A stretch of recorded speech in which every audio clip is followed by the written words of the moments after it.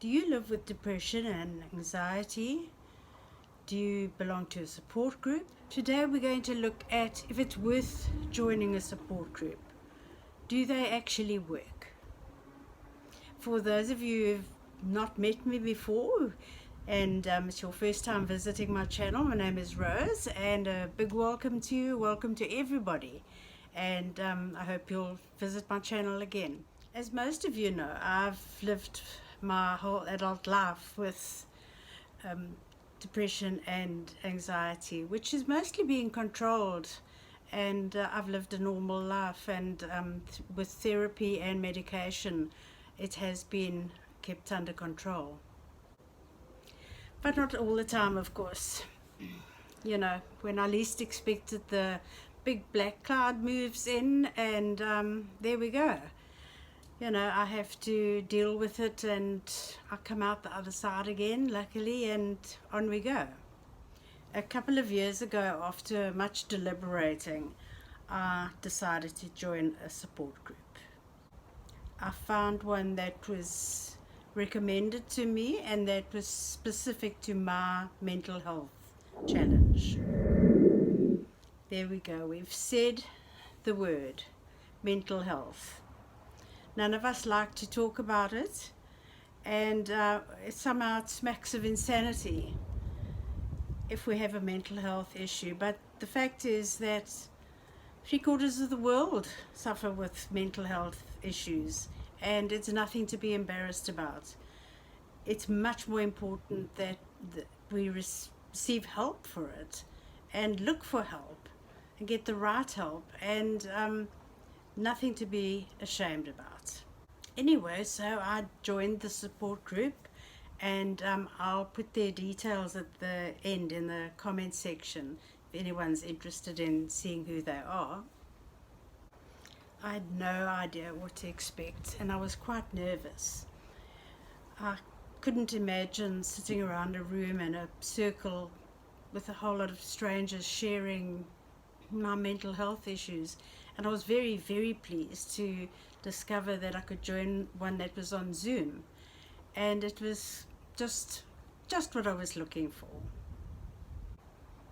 I loved the anonymity of it, and our group leader made it absolutely clear that if we joined the group and didn't feel like talking, we could keep our mics off, keep our cameras off, and just observe for that session. And that gave me so much comfort to know that I wouldn't have to speak or be with people that I never knew. We didn't talk about where we lived, where we worked, didn't even give our surnames.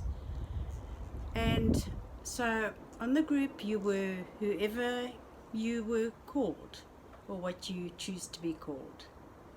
Our group leader made sure that everybody knew the guidelines of the group. In other words, keeping it a safe place and a non-judgmental place, and also a place of respect, where we would be respectful of others' race, gender, religion. None of that was discussed. Now, how cool was that? For the first time in my life, I could actually ask a question that I'd been too embarrassed to ask anybody before, in case somebody thought I was Looney Tunes. And I had the liberty of asking those questions and having them honestly answered. At the beginning of each session, our group leader invites anyone who would like to just say hello and to share any highs and lows that they may have experienced in the last week, but absolutely no pressure at all, only those who would like to. Sometimes from there we'll go on to discuss one of the subjects that one of the members had brought up, even though there is always a topic prepared beforehand. But if something more important comes up in the questions or the comments that are made by members. We will always discuss that. In other words, always keeping it relevant and what is most helpful to the members. We meet once a week in the evening, as I said, on Zoom, and it's for an hour, and really I hate to miss it. I find it such a support and so comforting. I really look forward to our weekly meetings. The thing is, even if you're having a bad day and you don't feel like talking about it, I can assure you, spending just an hour with your camera off, your mic off, just listening to others talking, perhaps somebody says something that makes a bit of sense to you and helps you feel a little better. I know that when I've had those times, and I've had lots of them, it's been so helpful to me.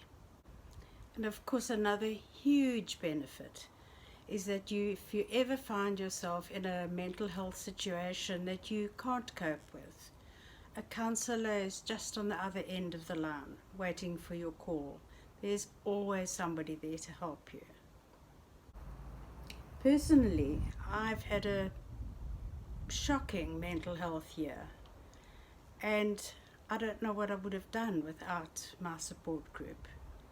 So, to answer my initial question, support groups, are they worth it? Do they work? Absolutely they do. There's no doubt about it. I know, you may feel a bit hesitant and yes, like I felt, a bit nervous about joining. But I'll put some details at the bottom in the comments of the group that I belong to. But if this is not in your area, just Google support group for whatever need you have. There's support groups for everything. For people battling with grief, even for carers and parents of children, that they are battling to get through their lives with children suffering with depression or whatever other issues they have. There's so many different groups. There's one for everybody. So I hope today I've made you feel a little bit better about the prospect of maybe seeking a support group for yourself. And it's really not what most of us think it is. And I know that you'll get help from it. Until next time, big hugs to you and take care. Bye for now.